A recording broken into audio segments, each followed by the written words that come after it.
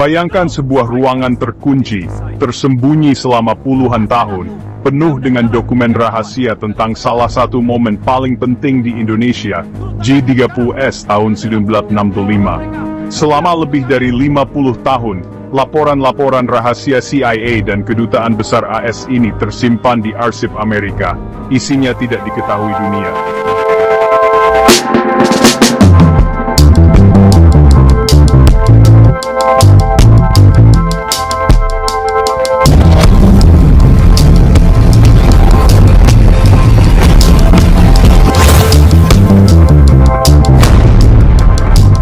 Pada tahun 2017, Amerika Serikat akhirnya mendeklasifikasi puluhan ribu halaman, mengungkapkan catatan harian tentang kekacauan, perebutan kekuasaan, dan intrik asing yang membentuk nasib Indonesia.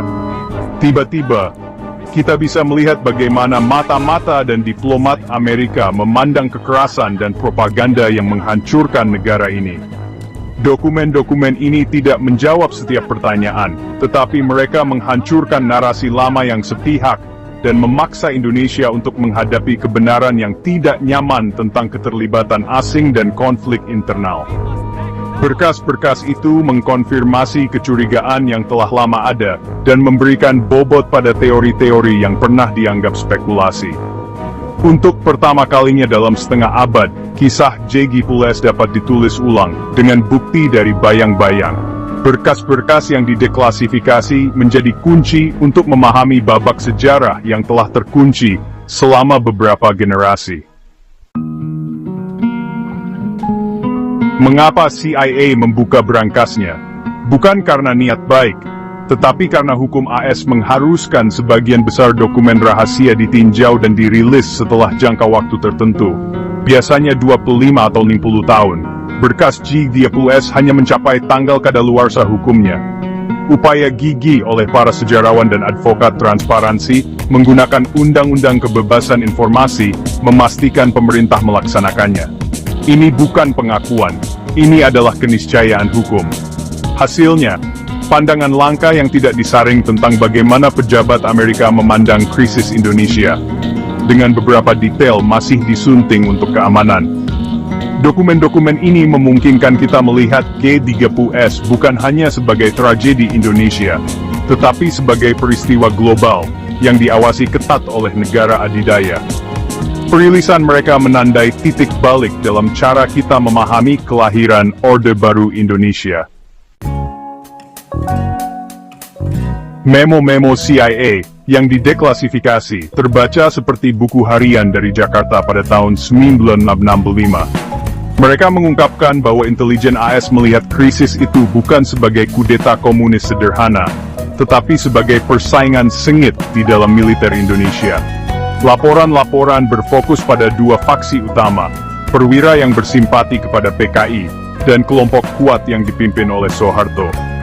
Kedutaan dengan cepat menyadari bahwa militer berencana untuk menyalahkan PKI, menyiapkan panggung untuk tindakan keras yang brutal. Memo-memo itu menunjukkan AS sangat prihatin tentang masa depan Indonesia, takut akan efek domino komunis di Asia Tenggara. Dokumen-dokumen ini mengkonfirmasi bahwa G30S jauh lebih kompleks daripada cerita resmi, bukan rencana PKI, melainkan perjuangan internal yang kacau. Perspektif CIA, bahkan sebagai sumber anti-komunis, menambah nuansa penting pada pemahaman kita. Kisah sebenarnya tidak pernah hitam putih. Berkas-berkas CIA mendukung apa yang telah diperdebatkan oleh para sejarawan seperti John Rosa selama bertahun-tahun. G30S adalah urusan internal tentara, bukan konspirasi besar PKI. Penelitian Rosa menunjukkan perwira menengah yang frustrasi oleh korupsi dan takut akan kudeta oleh atasan mereka, yang mengambil tindakan drastis.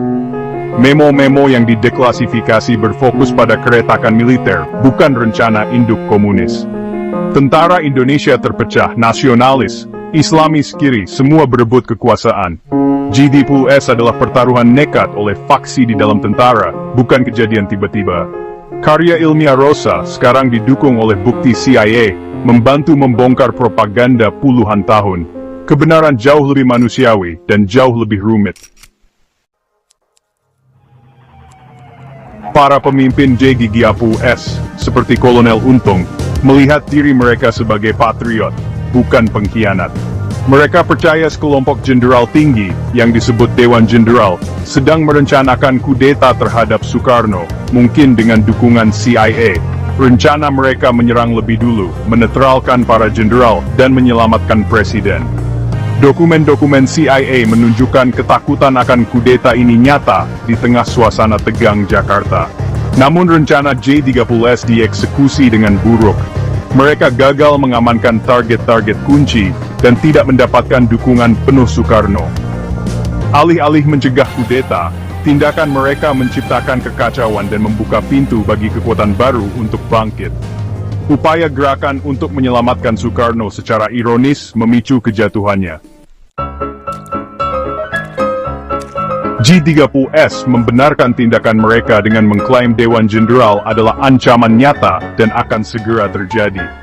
Mereka percaya para jenderal ini, dengan dugaan hubungan CIA, mengkhianati Soekarno dan Revolusi Indonesia. Konteks Perang Dingin membuat ketakutan semacam itu masuk akal.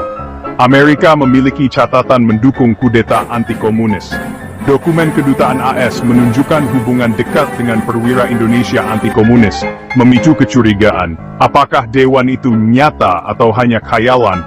Kepercayaan itu mendorong J30S untuk bertindak. Keyakinan ini menjadi seruan mereka, bahkan ketika narasi resmi dengan cepat bergeser.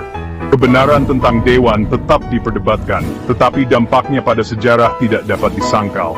J30S bertindak atas dasar ketakutan, dan ketakutan itu mengubah segalanya. Saat J30S berlangsung, Mayor Jenderal Soeharto bergerak cepat. Tidak menjadi target para perencana, ia mengumpulkan pasukan setia, dan menguasai lokasi-lokasi penting di Jakarta. Menjelang malam, Soeharto sudah di radio, menyalahkan PKI dan menampilkan dirinya sebagai penyelamat bangsa. J30S yang tidak terkoordinasi dengan baik dan kalah jumlah, runtuh dalam sehari.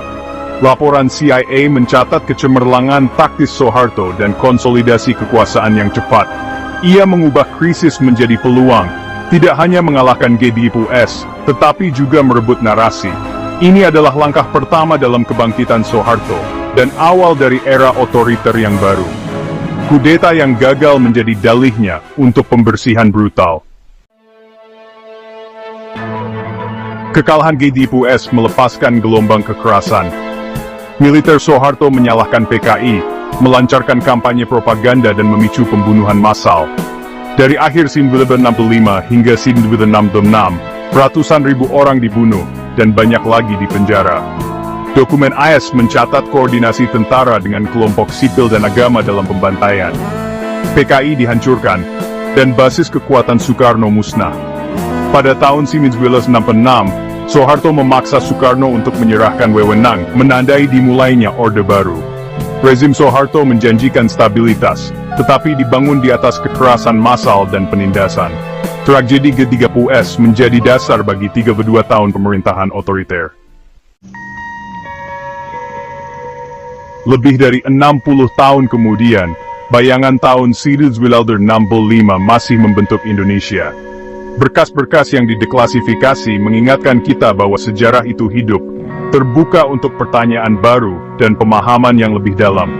Mereka menantang propaganda lama, mengungkapkan kisah persaingan internal, kepentingan asing, dan ambiguitas moral. Bagi generasi muda, dokumen-dokumen ini adalah pelajaran dalam berpikir kritis dan bahaya narasi tunggal yang disponsori negara. Mempelajari sejarah ini bukan tentang membuka kembali luka, tetapi tentang membangun masa depan yang lebih jujur.